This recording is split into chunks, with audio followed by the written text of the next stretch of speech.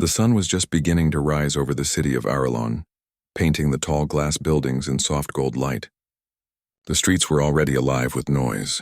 Hover buses hummed along the roads. Delivery drones zipped between towers, and the crowd of workers hurried to their jobs. Among all the people moving quickly, one boy walked slowly with a steady rhythm. His name was Ryan. Ryan was 16 years old, blind since birth, and lived in the city orphanage near the old market district. Every morning he left early to buy bread and fruit for the other children before school. The air was always full of sounds and smells that helped him find his way. The smell of roasted beans told him he was close to the cafe. The sound of dripping water meant he had reached the fountain near the bakery. Ryan had memorized every detail of the route. He moved his cane from side to side, listening carefully. The tip of the cane clicked against the pavement with every step. To Ryan, that sound was more than a simple tap. It was a song that helped him build the shape of the world in his mind. Each echo told him if the street was wide or narrow, if there was a person standing nearby, or if a door was open. The city was alive through sound. Many people in Aralon were too busy to notice him, but some gave him a kind word or helped him cross when the traffic was loud.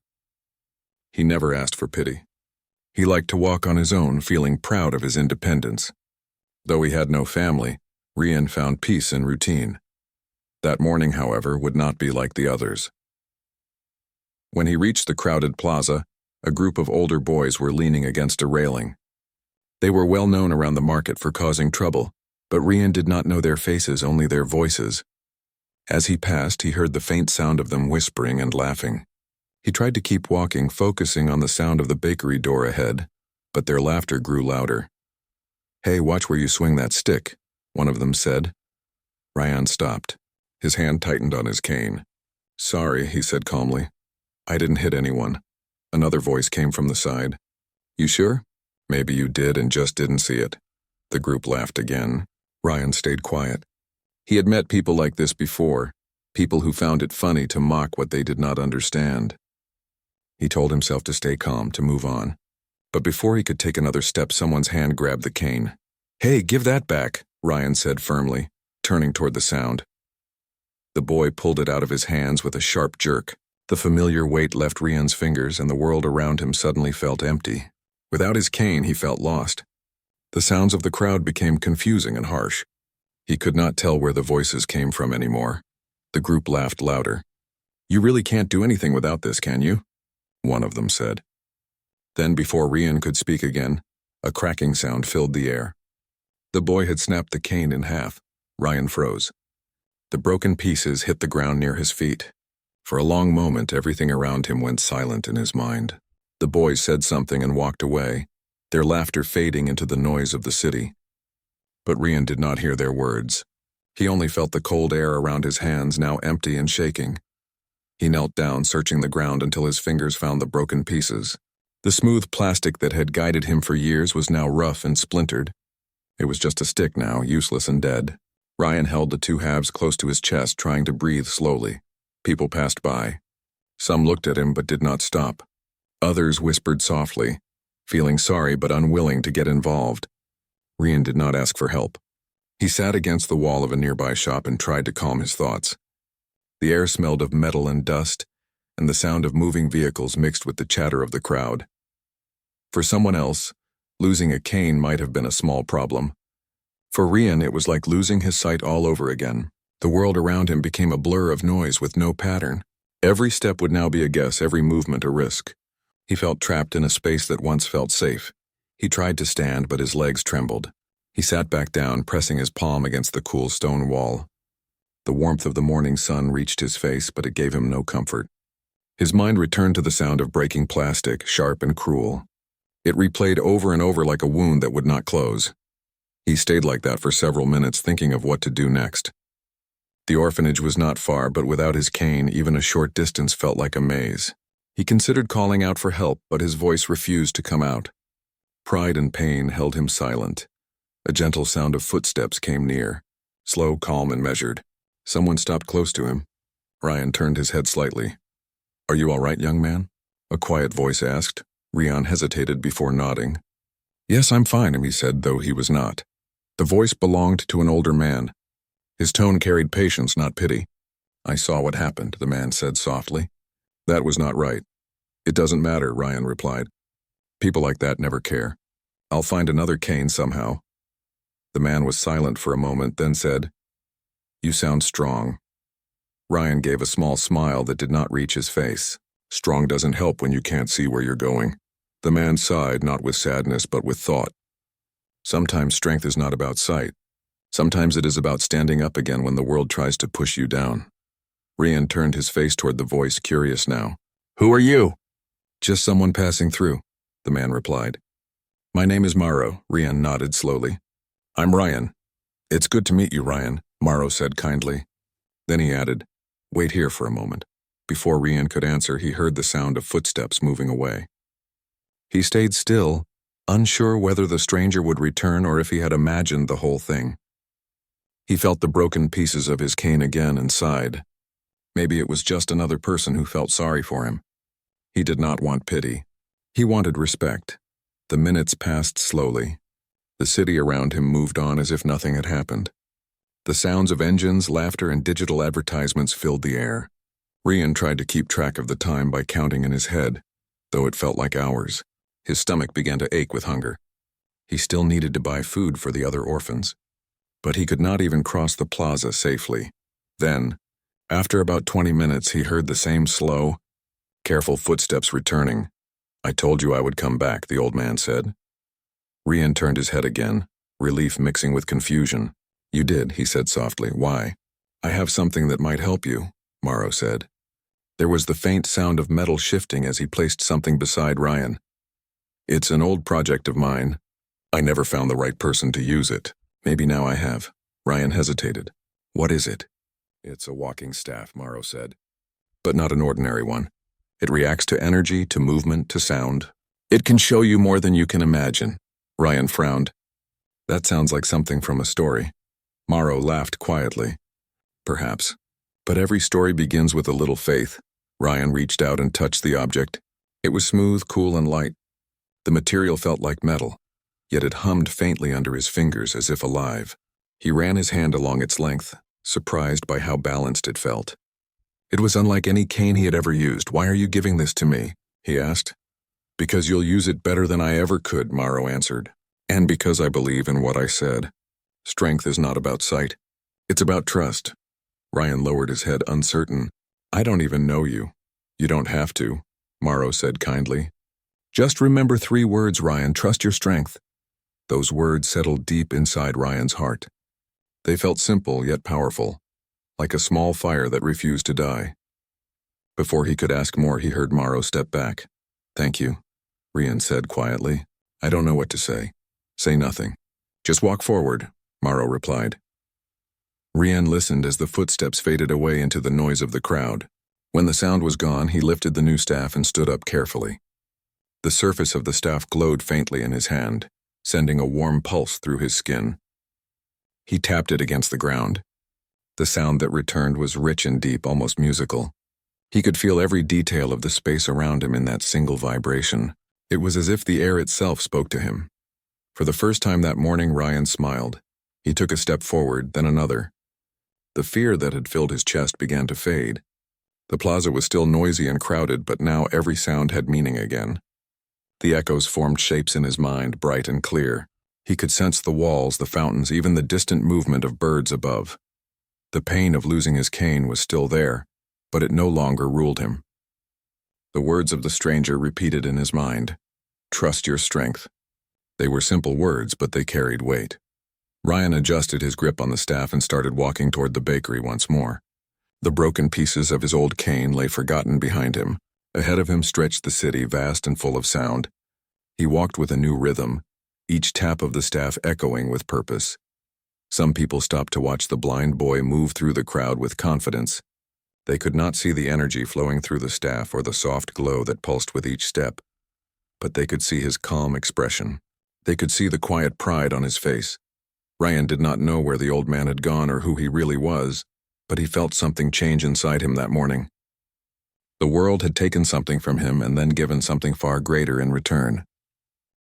The next morning began quietly at the city orphanage. The small building stood between two tall glass towers, its walls old but clean. Inside, the sound of children laughing and talking filled the hall. They were getting ready for breakfast. The smell of bread and fruit drifted through the air. Rian sat near the window with his new silver staff resting across his knees. Sunlight touched its surface and a faint shimmer passed through it like water. He could feel its warmth even without seeing it. Every few seconds, a soft hum ran along the staff as if it was alive and breathing. He still could not fully understand what the stranger, Morrow, had given him. The staff was light as air but strong as steel. It responded to his every touch and movement. When he tapped it against the ground, it produced a deep sound that carried through his body. The vibrations painted clear pictures in his mind. He could sense walls, furniture, and even the gentle motion of people nearby. The other orphans gathered around him, their voices full of curiosity. "Ryan, where did you get that new cane?" asked a girl named Lena. "A man gave it to me yesterday," Rian answered softly. "He said it would help me see in a different way." "It looks beautiful," said another boy, touching the smooth metal. "Can it really help you walk better?" Ryan smiled. "More than that. It helps me understand the world better." The children looked amazed. They admired Ryan for his calm and kind nature, but now they saw something more in him: confidence. He had always been careful, moving slowly and listening closely.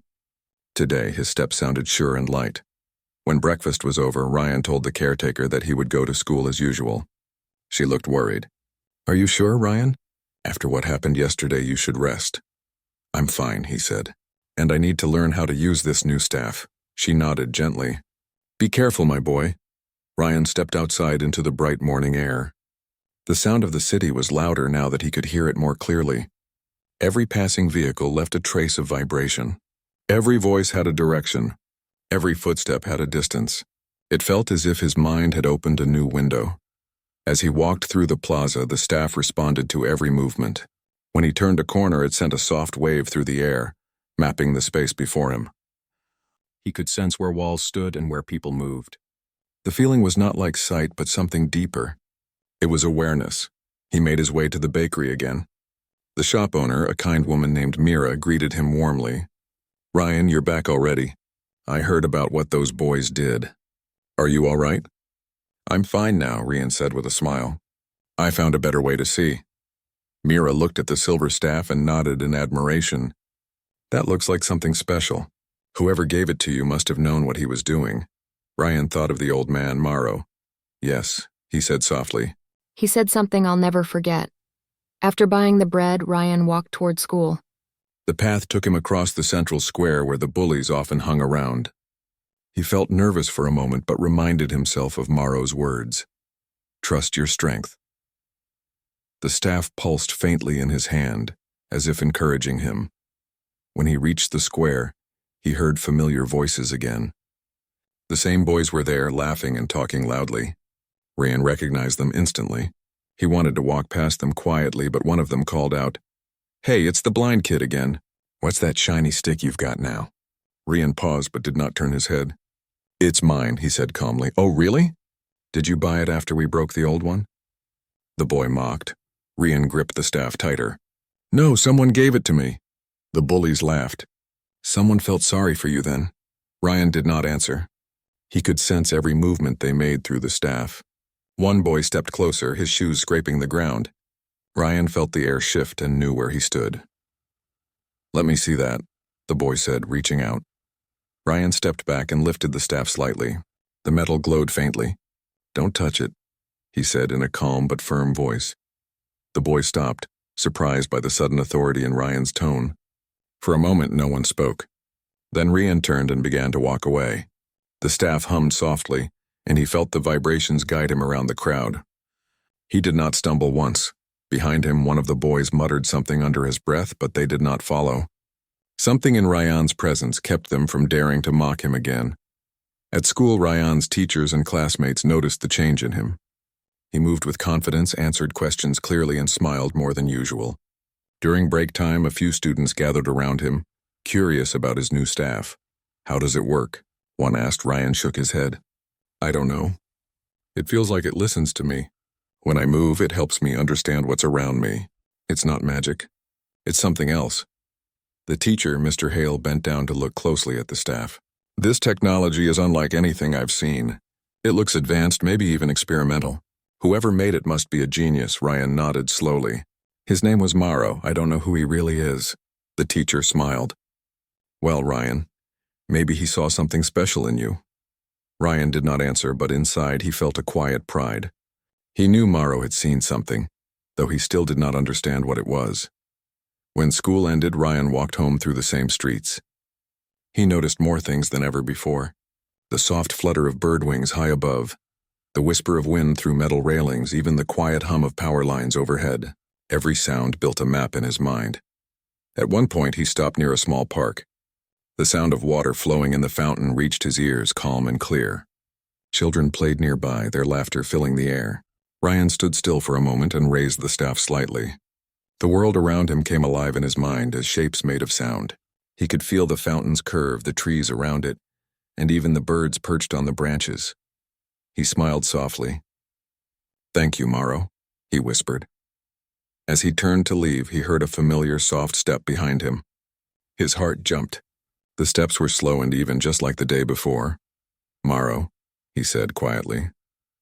"Yes," the old man replied, his voice kind and calm. "You are learning fast." Ryan faced the direction of the voice. "It's because of your gift." "It's changing the way I live," Morrow chuckled. "The gift only responds to the person who holds it. It draws power from your will and your courage. That is why it works for you." Ryan tilted his head. "So it's not only a tool?" "No," Morrow said. "It's a bond between you and the world. You already had strength, Ryan. The staff only helps you realize it." Ryan wanted to ask more, but before he could, Morrow continued speaking. "There will be a time when you must decide how to use this strength. The city is full of people who look but do not see, who hear but do not listen. You are different. You must be the one who listens and understands." Ryan nodded slowly. "I will try," Morrow smiled. "You will do more than try." There was a short silence. The sounds of the city filled the space between them. Then Morrow spoke again. "Do you know what the staff's name is?" he asked. Ryan shook his head. "No, I didn't know it had one." "It is called Echo Light," Morrow said. "It was made long ago to help someone who could not see the world with their eyes but could feel its music. It uses energy that responds to emotion, to purpose, and to kindness. You were meant to find it." Ryan felt his chest warm at the thought. "Why me?" "Because you still believe in good even when the world hurts you," Morrow said. "That is rare, Ryan. Never lose that." Ryan lowered his head, moved by the words. "Thank you," he said quietly. "Remember the 3 words," Morrow said gently. "Trust your strength," Ryan smiled. "I won't forget." When he lifted his head again, the air behind him was empty. The old man was gone. Only the soft hum of the staff remained. Ryan walked home slowly, thinking about everything Morrow had said. The city lights began to glow as evening fell. The sound of engines, footsteps, and music surrounded him, but none of it frightened him anymore. With each step, the staff sent gentle waves through the ground, showing him every detail. When he reached the orphanage, the younger children ran to meet him. "Ryan, you're back!" "Did you have a good day?" He nodded. "Yes, a very good one." They followed him inside, talking excitedly. Ryan listened with a warm smile. He felt a deep peace he had never known before. That night, after everyone had gone to bed, he sat by the window again. The city stretched beyond the glass, filled with distant lights. The silver staff rested beside him, still glowing faintly. He ran his hand along it and felt the steady pulse of energy beneath its surface. It was gentle, like a heartbeat. He whispered softly, "Trust your strength." In that moment, something changed again. The hum of the staff deepened and a soft light filled the room. Ryan could suddenly sense not only shapes and distances but emotions, the warmth of sleeping children nearby, the calm of the night air, and the quiet pulse of life in the city beyond. He realized that Morrow's gift was more than a tool.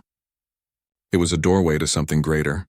It allowed him to touch the world with understanding instead of sight. As the night grew darker, Ryan stayed awake, feeling the life of the city all around him. He knew that his journey had only just begun. Somewhere out there, Morrow was watching, waiting for the moment when Ryan's true strength would be tested. But for now, Ryan rested with peace in his heart. The broken cane was forgotten. The fear and pain of yesterday were gone. All that remained were the words that guided him. trust your strength, and the glowing staff that had turned his darkness into light. The morning air was cool when Ryan stepped out of the orphanage the next day. The city of Aralon was just beginning to wake. Delivery drones buzzed above the rooftops, and the sound of the distant trains echoed through the tall buildings. The smell of baked bread drifted from nearby shops, mixing with the faint scent of fuel from passing vehicles. Ryan held his silver staff, Echo Light, firmly in his hand. The staff felt warm to the touch, as if it shared his heartbeat. Each step he took produced a gentle sound that vibrated through his body. The vibrations spread outward, painting invisible pictures of the street in his mind. He could sense the edge of the road, the poles near the corners, and the passing of people in every direction. It had been only one day since he met Morrow, yet Ryan already felt like a different person. He moved with confidence and calm. The fear that once followed him like a shadow had faded. In its place was something new, a quiet strength that grew stronger with every step. As he walked through the busy market, shopkeepers called out to customers, selling fruit, fabric, and tools. Ryan listened to every sound, each one becoming part of a rhythm that guided him. He did not need sight to know the market was full of life. He could feel it through the air. When he reached the bakery, Mira greeted him with her usual kind voice. "Good morning, Ryan. You seem brighter today." "I feel better," he said with a smile. "The staff helps me hear the world in ways I never imagined." Mira laughed softly. "Then maybe that stranger gave you a bit of magic." "Maybe," Ryan replied, though deep inside he knew it was something more. After buying the bread, he started toward the city square. The crowd was large that morning. He could hear music playing from a street performer, the steady beat of drums mixing with the hum of passing cars. Ryan stopped for a moment to listen. The rhythm made his chest feel light. He tapped the ground in time with the music. Suddenly, the staff pulsed stronger in his hand. The sound of the drums changed in his mind. The vibration spread around him, and in an instant, Ryan could sense not only where the performer stood, but also the movement of people clapping and dancing nearby. It was as if the air itself had become a living map. Ryan took a deep breath. The feeling was unlike anything he had ever known. He could sense every shape, every motion, even the faintest shift in wind. The world was opening to him in a new way. He lifted the staff slightly, and it began to hum softly. When he tapped the ground again, the hum turned into a pattern, echoing through his body and back into the city. Every sound carried meaning now.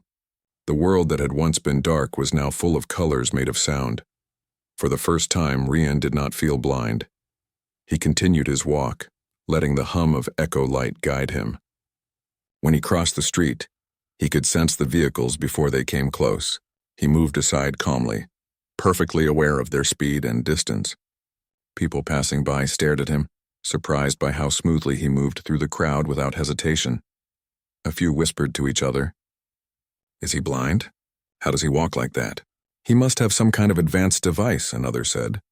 Ryan heard their voices but kept walking. He felt proud. Not because they were impressed, but because he knew he had finally found balance between trust and awareness. Marrow's words echoed in his heart. "Trust your strength." As he reached the other side of the street, he felt a sudden, sharp vibration through the staff. It was different from anything before, faster, colder. Ryan stopped, trying to understand it. The energy came from a narrow alley nearby. He turned slightly, focusing on the vibrations. There was someone there. He could hear faint breathing and a low sound like a small device sparking. Ryan stepped closer. "Hello? Are you all right?" he asked. A weak voice replied. "Please help me." Ryan followed the voice into the alley. The air grew cooler. The sound of dripping water echoed between the tall walls. He moved carefully, letting the staff guide him.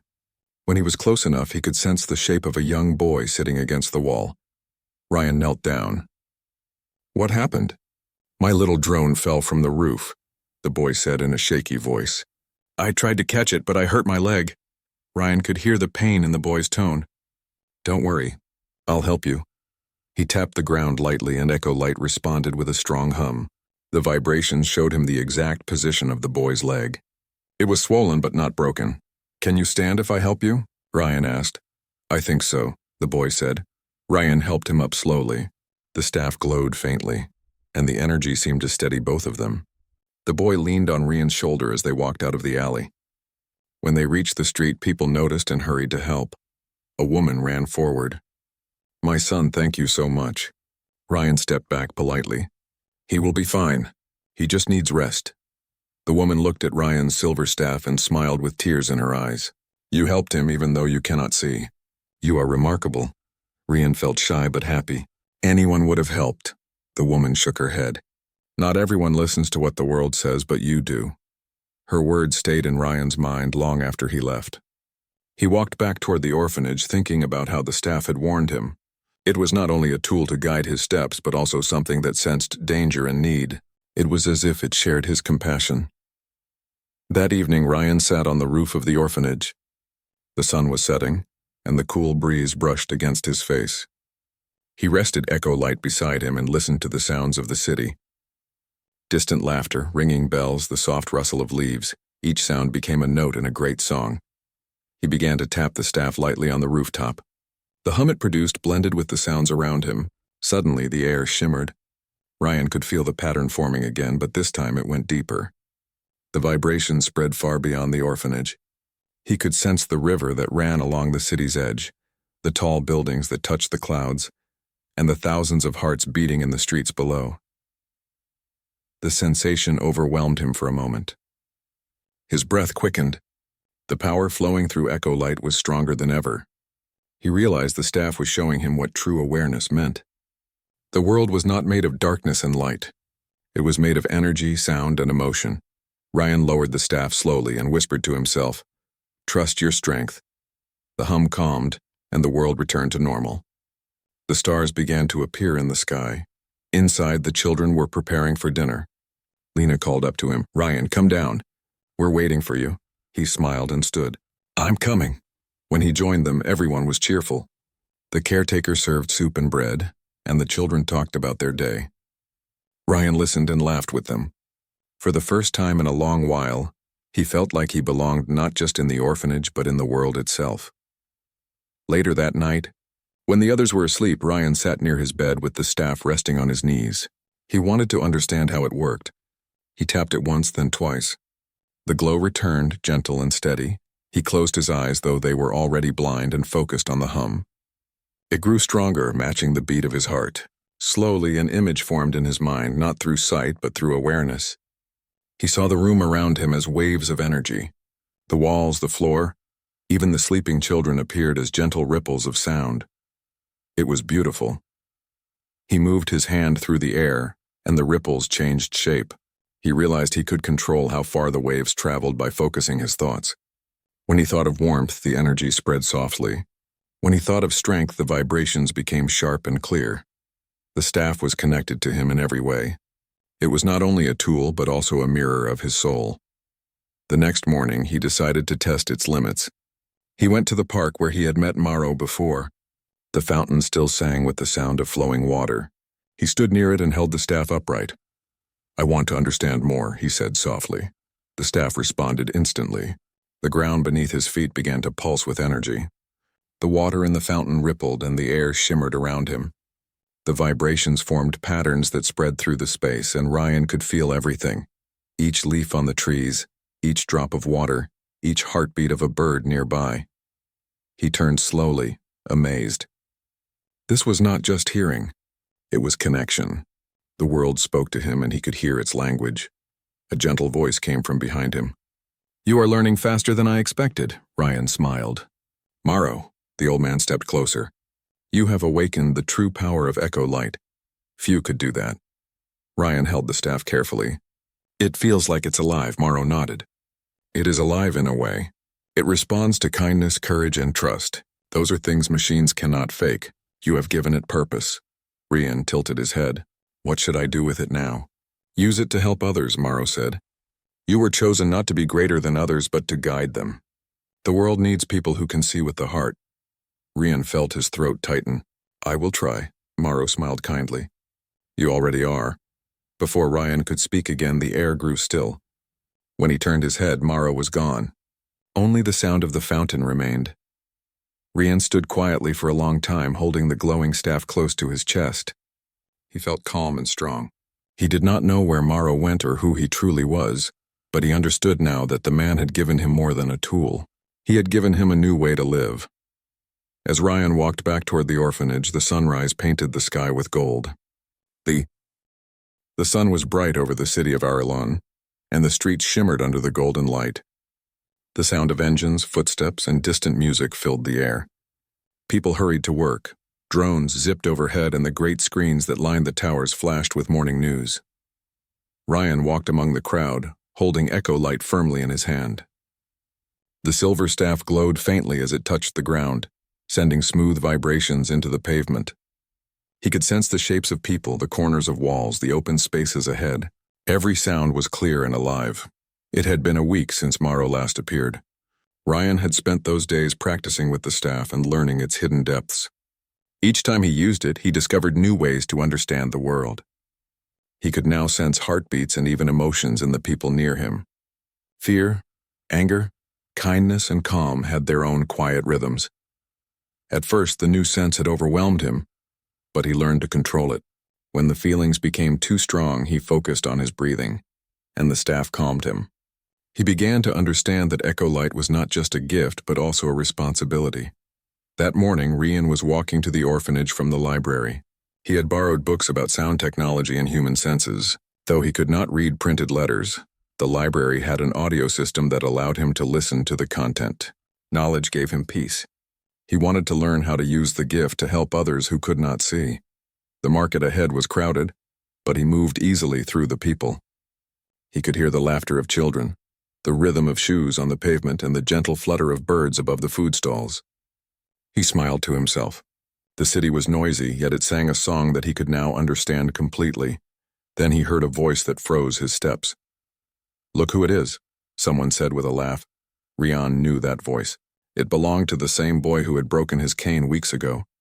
His name was Recco, and his group was standing near the fountain at the center of the square. Ryan felt the vibration of several footsteps behind him. He counted 4.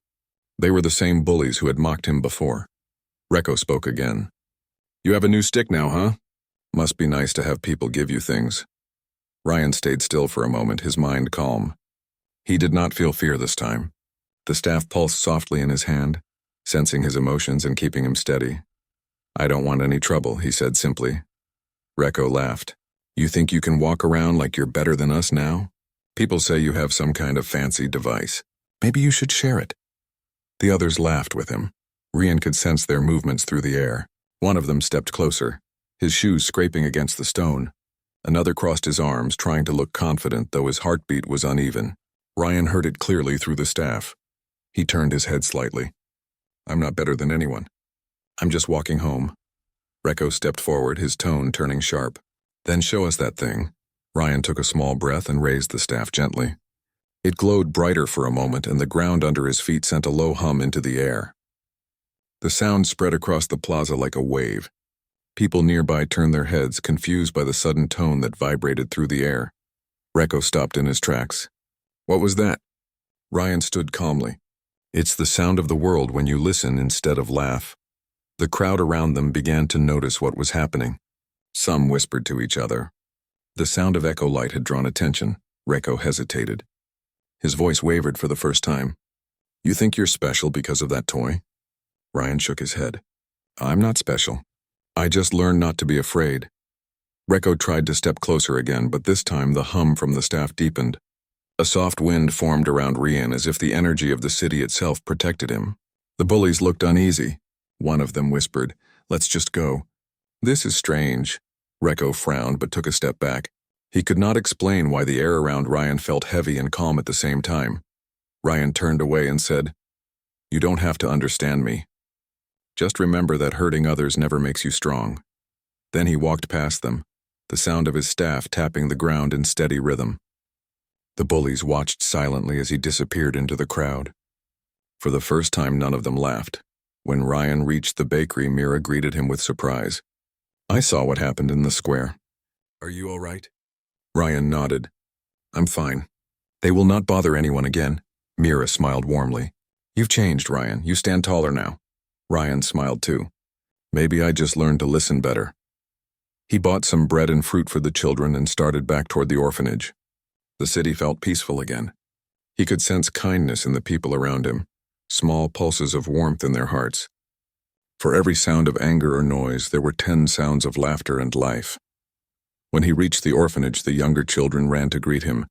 They always waited for him near the gate, their voices full of excitement. "Ryan, tell us another story about the city," Lena said. "Yes, please," added a boy named Tom. "We like when you describe the sounds." Ryan laughed gently. "All right. Tonight I'll tell you about the sound of the sunrise." They cheered and followed him inside. That evening after dinner, all the children gathered around him in the common room. The lights were dim and the windows were open, letting in the soft night air. Ryan sat on a wooden chair with echo light resting beside him. He began to speak in his calm voice. "When the sun rises, the world wakes up. The birds sing first, then the city joins them. You can hear the hum of engines, the footsteps of people, the laughter of children. If you listen closely, you can hear the rhythm of hope in every sound." The children listened closely, their eyes wide with wonder. To them, Ryan's words turned simple noises into music. When the story ended, Lena asked, "Ryan, do you ever wish you could see?" Ryan smiled gently. "I do, but not the way most people mean it. I see with sound and feeling. That's enough for me." Tom tilted his head. "Can you teach us to listen like you do?" Ryan laughed softly. "Maybe one day." When the children went to sleep, Ryan stayed in the room for a while. The soft sound of their breathing filled the air. He touched the staff and whispered, "Thank you, Morrow." The staff glowed faintly and a calm hum spread through the floor. It was as if it answered him. A few days later, Ryan received an invitation from the school to speak about his experiences. The teachers wanted him to share how he lived without sight and how he had found new ways to understand the world. He agreed happily. On the day of the talk, the auditorium was full. Students and teachers waited eagerly. Ryan stood at the front holding echo light. He began to speak clearly. "When I was younger, I thought blindness meant weakness. I thought it meant I could never walk freely or live like others. But then I learned that strength is not about sight or power. It's about trust. Trust in yourself, trust in others, and trust in the world." The room was silent except for his steady voice. "Someone once told me to trust my strength. I did not understand it first, but now I do. We all have light inside us. Sometimes it hides in the dark, waiting for the right moment to shine. When we stop fearing what we cannot control, that light grows brighter." When he finished, the room erupted in applause. Many students came to speak to him afterward, thanking him for his words. Some even asked to touch the staff. Ryan let them, smiling as they felt its warmth. That evening, he returned home feeling proud and peaceful. The caretaker met him at the door. "Ryan, I'm so proud of you. You are becoming a guide for everyone here." He shook his head. "I'm just learning like everyone else," she smiled. "That's what makes you special." That night, Ryan went to the rooftop once more. The city below sparkled with lights. He lifted the staff and tapped it gently. The hum spread across the air and he felt the heartbeat of the city again. It was strong and steady. Then, as the wind shifted, he heard a familiar soft voice behind him. "You are using it well," said Morrow. Ryan turned with a smile. "I didn't think I would see you again." Morrow stood near the edge of the roof, his gray coat fluttering in the wind. "I came to see how far you have come." "You have done well, Ryan. The world has already started to change around you." Ryan lowered his head humbly. "I only tried to do what you told me." Morrow stepped closer. "You did more than that. You found your own path?" Ryan raised the staff slightly. "I still do not fully understand its power." "You will," Morrow said. "It grows with you. The more you use it for good, the stronger it becomes." Ryan asked softly, "Who made it, Morrow?" Morrow looked at the city lights. "Long ago, people tried to create tools that could connect human senses with energy. Most of them failed because they wanted control. I built Echo Light for understanding instead, but I never found anyone who could use it correctly until I met you." Ryan felt his heart fill with gratitude. "Thank you for trusting me," Morrow smiled. "No, Ryan. Thank you for trusting yourself." For a while, they stood together in silence, listening to the sounds of the city. Then Morrow said, "I must go again, but remember this. The staff is not meant to make you stronger than others. It is meant to remind people that kindness and courage are the truest forms of power." Ryan nodded firmly. "I understand." Morrow's voice softened. "Then keep walking forward. There will be times when people need your help, and when they do, your heart will guide you." Ryan smiled. "I'll never forget." When he turned his head again, Morrow was gone. The wind carried only the sound of his last words. The morning sun rose slowly over the city of Arilon. The tall glass buildings caught the light and reflected it in soft golden shades. The streets were already busy, filled with voices, the sound of wheels on metal roads, and the songs of early birds that perched on signs and railings. Ryan walked through the crowd, holding Echo Light, his silver staff, with quiet pride. The soft hum of its energy pulsed with every tap he made against the ground. The world around him unfolded through sound, motion, and feeling. He could sense every echo that returned to him. He could read every vibration that moved through the floor. He had come a long way since the day his old cane was broken. He remembered that moment sometimes, not with anger but with calm. That day had been the beginning of something greater. It had been the moment that changed his life forever. It had been 2 years since Morrow last appeared. Ryan still did not know where he had gone, but his words stayed alive in his heart. Trust your strength. Those 3 words had become the rule of his life. In those 2 years, Ryan had finished his studies at the Learning Center. He had become a skilled designer, building new tools that helped people who could not see, hear, or walk. His small workshop had grown into a center where inventors, teachers, and children came to learn and build together. The sign outside his workshop read "Light of Trust." Every day, Ryan helped others learn what he had discovered. He taught them that strength was not about sight or muscle, but about understanding and hope. He wanted to make sure no child ever felt as helpless as he once had. That morning, he was preparing for a new group of visitors. A group of children from another orphanage was coming to visit his workshop. They were excited to see the devices and to hear him speak. He arranged his tools neatly on the table. There were sound-mapping canes, sensory gloves, and gentle drone companions that could describe the environment to their users. Each invention was simple, yet full of meaning. Every creation was inspired by Echo Light. Soon the door opened and the children entered, their voices full of excitement. The caretaker led them in and said with a smile, "Everyone, this is Ryan. He's the one who built all these wonderful things." The children gasped in amazement. A small girl asked, "Did you really make all this by yourself?" Ryan smiled. "Not by myself. I had help. I had friends, teachers, and the kindness of people who believed in me. When people work together, they can build more than they ever could alone." Another boy raised his hand. "How do these things work?" Ryan lifted a sound mapping cane and said, "This cane listens to the world. It sends out soft sound waves that bounce back and tell the user where things are. It is like having a new kind of sight, one that works through sound." The children listened carefully. Ryan placed the cane in the boy's hands and guided him to try it. When the boy tapped the ground, a small sound came back and the cane gave a gentle vibration. His face lit up with wonder. "I can tell where the wall is," the boy said, laughing. Ryan nodded. "Yes, you can. The world talks to us all the time. We just have to listen." The room filled with happy laughter as the children explored the inventions. For Ryan, this was the most beautiful sound in the world. When the children left later that afternoon, the caretaker thanked him. "You are changing lives, Ryan. These children will never forget this day." Ryan bowed his head slightly. "It is their joy that keeps me working. When they smile, I know I'm walking the right path." After everyone had gone, he sat by the window of his workshop. The city outside was alive, full of movement and sound. The hum of the trains, the wind between the towers, and the voices of people blended into a song of life. He touched the staff gently. It still glowed with its quiet light. "Trust your strength," he whispered. The staff pulsed once, as if it heard him. Later that evening, Ryan visited the orphanage. It had been rebuilt with the help of many people who admired his work. The rooms were bright and the garden was full of flowers.